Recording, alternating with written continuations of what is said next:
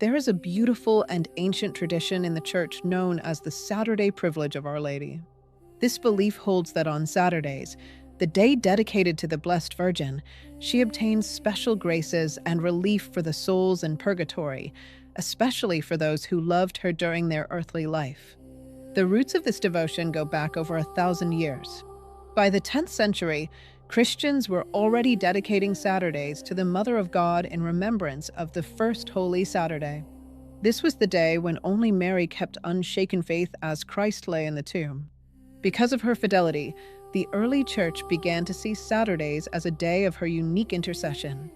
By the 12th and 13th centuries, this developed into what medieval Christians called the Saturday privilege. Monastic communities taught that Our Lady, out of her maternal love, obtained special relief for souls in purgatory every Saturday. The Cistercians and Carmelites preserved this tradition with devotion, praying intensely for the departed on Saturdays and invoking Mary's help for the most forgotten souls. Several saints and spiritual writers mention this belief. St. Peter Damian in the 11th century wrote that Saturdays were a day of great mercy through Mary's intercession. St. Bernard of Clairvaux spoke of Mary as the compassionate mother who continually visits and consoles the souls being purified. Later, Carmelite tradition, especially in the medieval period, held Saturdays as privileged days when Mary's prayers brought comfort to her devoted children after death.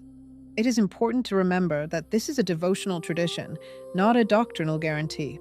It has never meant that Mary acts apart from Christ, but rather that she intercedes with a mother's heart for those who loved her, and that Saturday, being her day, is a time of special grace.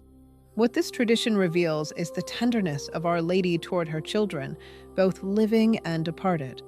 It reminds us that the holy souls are not alone, that the mother who stood at the foot of the cross continues to stand beside them in their purification.